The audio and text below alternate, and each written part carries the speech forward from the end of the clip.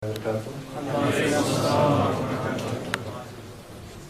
starting in the name of God, the merciful, the font of mercy, the giver of mercy.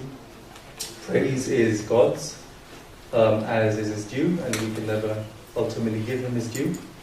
And peace and blessings are with Muhammad and his progeny, everlasting without end, again, as we can never give them their due. I don't, unlike my predecessors, I do not have a polished paper, so I'll be upfront and say I'm going to wing it. But the reason why I did accept Maulana Rizvi's invitation when it came was because I recognized that it would be a privilege to speak here. Anything associated with the Imam is a privilege, just like it is your privilege to be here. The organizers should not feel the need to thank you for coming. It's your privilege to have come in the first place. And I congratulate you on staying so far. And it's a privilege because the kalam of the Imam is something very important, as he himself says in the Nahj at one place, Nahnu umara al-kalam. We are the emirs of kalam. And I won't even try and translate kalam as speech, because speech would not, again, render the variety of nuances that the term has. And so one feels a certain element of awe, of hayra, in fact, in front of the word. And a less foolish person than me would perhaps have gone with Wittgenstein and said, well, of that which we cannot know, perhaps we should stay silent. But as I said, I'm a bit more foolish than that, so I will try and say a few things. Before I come to philosophy, just one further word. I'm really very grateful, actually, to Maulana Alavi and those who have really insisted that we have something on the Nahjul Balagha, because the Nahj, in many ways, is a text which is mazloom. There's no doubt about it. We don't pay enough attention to it, and it's in many ways surprising. Because if people, for example, ask us who we are, we say we are Shia Ali, and so then the obvious response then is, well, who is Ali? So how do we answer that? Well, a very simple thing would be, he is the person who spoke these words, and we can present it. But the fact is, we cannot present it because we don't even know what it is to begin with. It is madloom. And an element of that madloomiyya is the fact that my own copy of the Nahj, which I brought with me and which I will present some things from, has, to my shame, been lying on my shelf for at least 2 years without having been picked up. So it's, I think this is probably quite a common occurrence around communities, that even if we do have the text, it's a bit like the Quran in that sense. We keep it in a nice place, we very rarely open it, and even if we open it, we do not really make the effort to understand it, and that understanding, that lack of understanding, is partly exacerbated by the fact that we who are not those who speak Arabic, we are the people who are not of Arabic, do not have access to the text in any useful and particularly reliable manner. You're all familiar with the fact that the English translations are hopeless, to be perfectly honest. And I can also say, and people might disagree with me, but the Urdu translations are equally hopeless.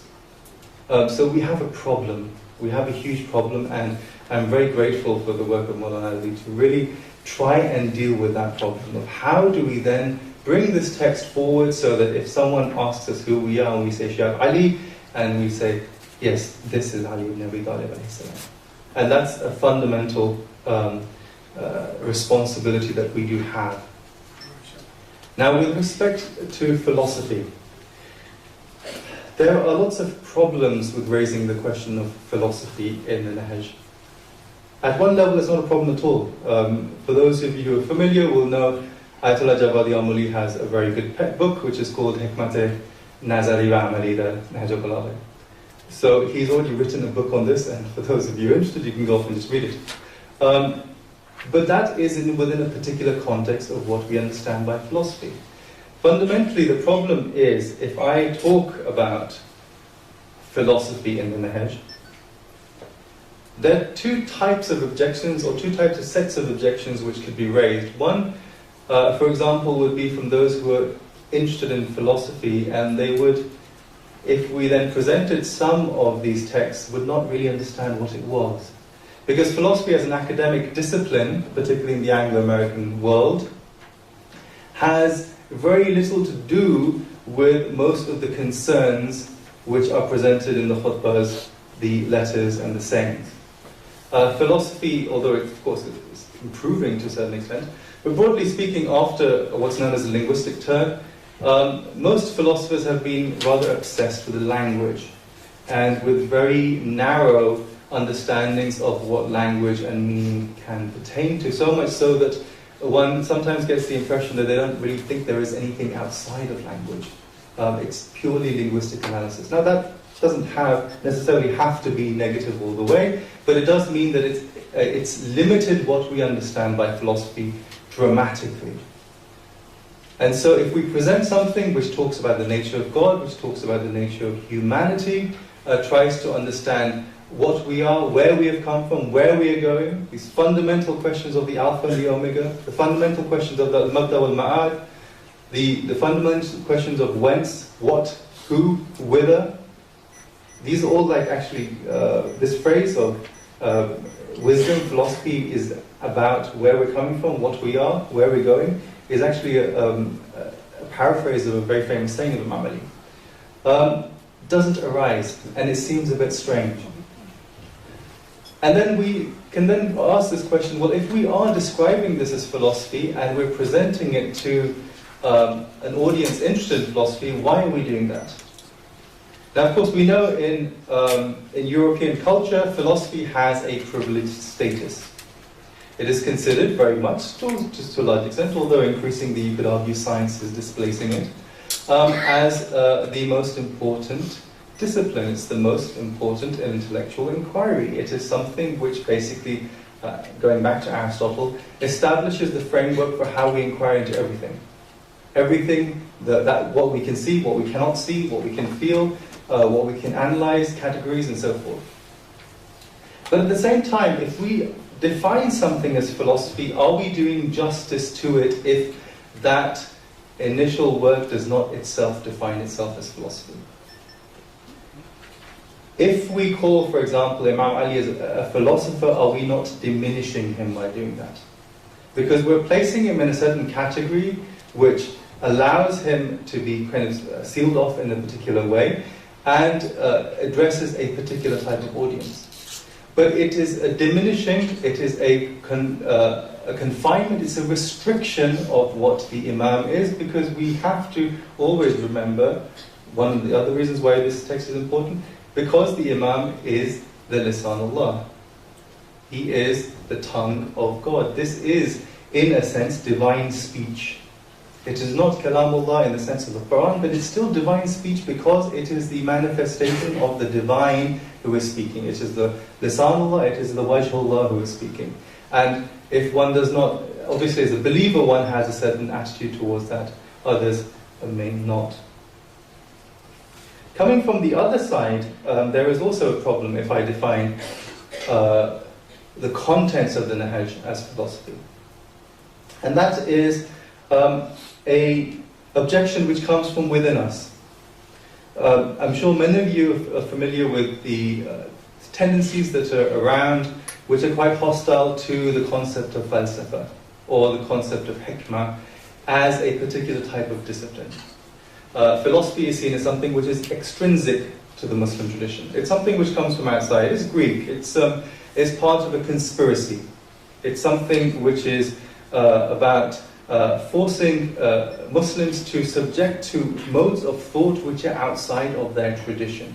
It's a type of intoxication and infatuation of something which is inauthentic. Now, increasingly, this is becoming quite an important tendency. It's also a tendency which you find in the Hawzeh, which the ulama here will be familiar with. And there are different ways I can respond to that.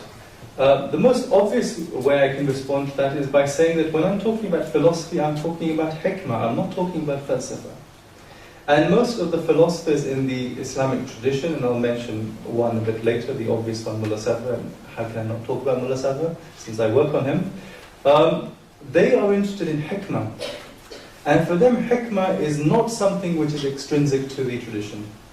For them, hikmah is something which is deeply embedded in the revelation itself.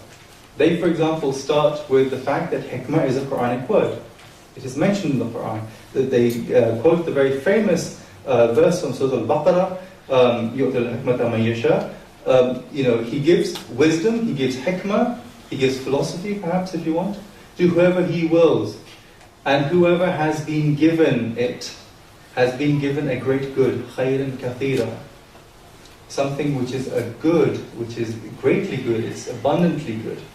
There's a concept of abundance. So this is something which is divinely bestowed. This is precisely what the hukama actually understand by this word. And then, of course, there are very many hadith precisely which mention hikmah. There's, for example, hikmatu dhalatul mu'min.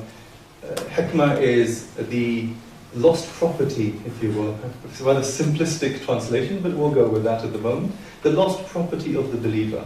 Or even more salient, which brings us back to the Imam, is the famous saying, which you are all familiar with. One sort of variant of it is أَنَا مَدِينَةُ الْحِكْمَةِ وَعَلِيٌّ بَابُهَا. You're all familiar with this saying, but you're probably familiar with ilm being used instead of hikmah. So this is something which is very much embedded in it. And if you read the works on hikmah by someone like Mullah Sadr, they place it right at the front. This is precisely what we're doing. We're not doing something extrinsic to the tradition. We're not doing something extrinsic to the revelation, but we're trying to bring out the ultimate truths and claims about the nature of reality, about the nature of what it means to be human from within the text itself, from within the divine speech itself. And this is absolutely essential. Now, one further way I'm going to try and gloss this, I'll give you a definition of hikmah, which I think can then lead us to the text, and I should probably move rapidly onto the text. Is that the definitions that someone like Mullah Sadr gives for hikmah are about the perfection of the human self. But it's about the perfection of the human self in particular ways. For example, that perfection lies through the ability to construct arguments, the ability to construct conclusive and demonstrative arguments, as it is in the Al-Jasharian tradition. To understand things without having to have recourse to authority, without taqleed, as it says. And we know that all of us pay lip service to the fact that we don't believe in taqleed in matters of faith and reality, and yet none of us actually practice this in reality. And what is the function of this? Where are we going with the perfection of the self to understand? It is so that our self, our intellect, the identity of what we are, can become a alim, can become someone who knows, but can also, in a sense, become an alim, can become a rational order, so that we can understand the rational order within and without ourselves. So that we can understand reality, so to speak, from a divine or God's perspective, a divine perspective. And because the very notion is that the divine has created the world in such a way, with a certain wise purpose, that everything is ordered, everything is arranged. And so we can understand that arrangement, we can understand how things relate to each other, we can understand how humans are related to each other, we can understand what role animals have, we can understand the environment around us. And then that basic understanding leads to important ethical commitments for what we do. Because knowledge is never something passive. It's not, okay, we understand what reality is, fine, that's interesting. But rather, it's knowing that then impels us to act in a particular way so that we understand where things are in place and we give them their due. So we do not practice dhulm in that very simple sense. The second aspect of the definition, which I think is very important, is one tendency which actually is happening in contemporary philosophy, which is to argue that philosophy is not something which is purely abstract. But rather, when we're practicing philosophy, we're doing something, we're actually living in a particular way, where we have ethical commitments. We don't just have commitments to ways of thought. So hikmah, for example, is a way of life. It's not just about the use of the aql in a simple sense of the word reason. But rather, it's the idea that the aql is an expression of the self, and there are various other expressions of the self which allow understanding to flourish. And these other expressions of the self we call spiritual exercises, which was mentioned earlier. So the fact that we sit in a particular way, the fact that we perform certain practices, we invoke the name of God, we train ourselves to live in a particular way. These are all things which assist understanding. Because what we do understand is that humans fundamentally are not kind of disembodied selves. Humans are not floating around independently of each other, but rather humans are very much connected. We're connected, we live in society, we live in communities. So our understanding of who we are and our reality has to similarly be connected in that particular way. We have to live it. We can't just articulate certain ideas and leave it at that. And so that means that we have to understand the communal setting, and we also have to understand that the inculcation of philosophical practice has to have someone who teaches you. You have to have a sage who does it. And ultimately, for the tradition, the ultimate sage, the ultimate hakim in that sense, who teaches us, is the imam. It's really as simple as that. So you have a complete circle of meaning, in which individuals are located, in which they're trying to train their minds to think in particular ways, to understand reality, to practice, understand their engagement, but fundamentally guided by the fact that there is a sage who has done it, who's been there, so to speak, understands it. You read the text, it's obvious he understands it. He totally understands it. The famous saying which was mentioned before, even Loko Shival Wata Lamazdatu Yakina, even if the veil were pulled apart so that I would literally see reality, it wouldn't make any effort, it wouldn't make any difference on the complete certainty that I have about reality itself. Now, I'm going to very rapidly then look at two texts, two very simple, well, not simple actually, two rather important texts which will already be familiar to you. One of them I think has already been cited at least twice. The first text is, of course, the very first khutbah of the Nahjul Balagha. It's very famous, and again, for those of you who are lazy like me, the first khutbah, it's a no-brainer. You open the book, it's where it starts. It's very, very easy. Go to the first khutbah. And the first khutbah is famous also because it's quite comprehensive. It gives you an explanation from the beginning with respect to what is faith, what is God, takes you through the process of creation, takes you to the creation of Adam, takes you to the prophets, to our prophet in particular, and from that then goes on and culminates in some, and in the Quran, of course, the expression of the prophet, and culminates with a passage on the Hajj. And one of the reasons why I picked it, apart from the fact that I'm lazy, is the fact that we're coming up to Hajj. And this sermon culminates in Hajj. Now, a lot of people looking at this khutbah would say, this is really strange. The Imam is talking about God, he's talking about the prophets, he's talking about the Quran, etc. And then he just has these lines on Hajj. Well, why? It doesn't seem to be obviously connected, and he's not mentioning any other ritual practices which are incumbent. But there is, I think, an obvious scheme here at work. in the sense that the Hajj is a culmination of this, because the Hajj is the preparation for the return. What this khutbah is doing in its entirety is explaining where we come from, what we are, how are we relating to that reality from which we come, and then how do we return. And the fundamental step in that return precisely is the Hajj. And there's two ways he does it. One is by alluding to the obvious fact that the Hajj is this preparation for the final meeting. It's the miqat, which prefigures the miqat, where we will ultimately be meeting God in the afterlife.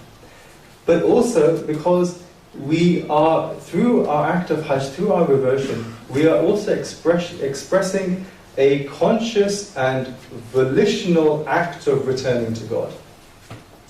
And we're doing that by imitating the practice of the angels. For example, in that passage he says that, the reason why we do tawaf is because the angels do tawaf of the arsh. Very, very simple idea. But that's precisely, by doing that we are imitating the angels. So we are imitating those who are entirely in concordance with the divine will.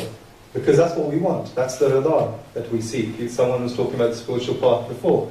One of the fundamental steps, arguably the ultimate step, of course, in the spiritual path is this rida. The fact that you have the will, the contentment of the divine.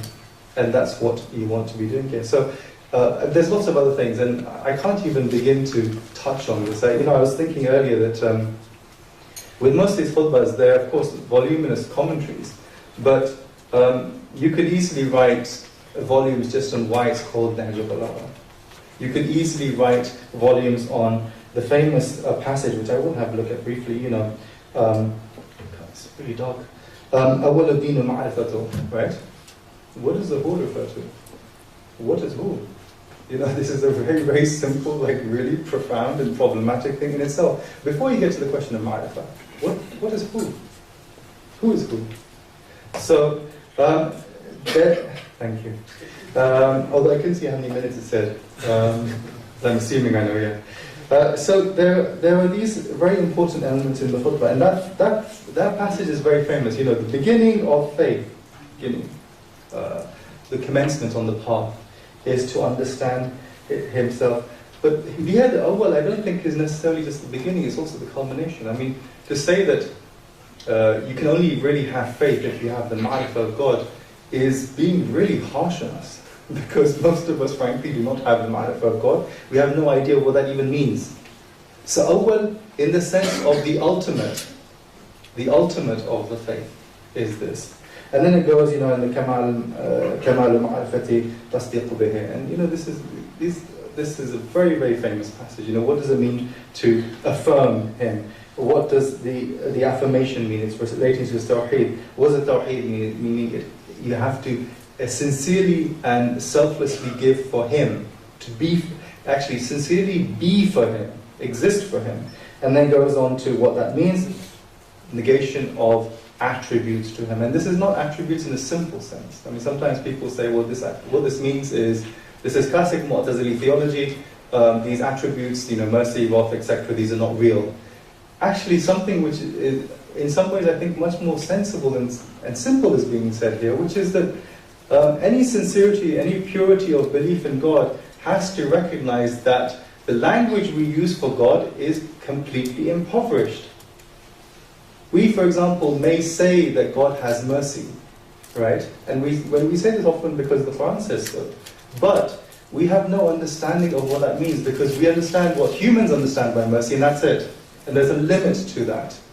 So the negation of attributes means ultimately the negation of language, so much so that one cannot say anything before God except silence. And it's as simple as that. And all we do in our kind of rather humble ways is to try and make sense of that. Brings me back to the famous definition of Mullah Sadr. One of the things he says is that this endeavor is hasb al-taqat al-bashariyya. It's only insofar as humans can possibly do it. And humans are of different types, and humans have different istita'as and taqas with respect to this. But the ultimate human, the insan kamil, and Rebecca mentioned this before, it's all about becoming human, and we can only become human if we know what a human is. And we know what a human is because we like to think we know what Ali ibn Abi Talib is. And the way we know it is through the Nahj. I was going to mention another khutbah. The one I actually picked was 110 because, of course, it's Ya Ali.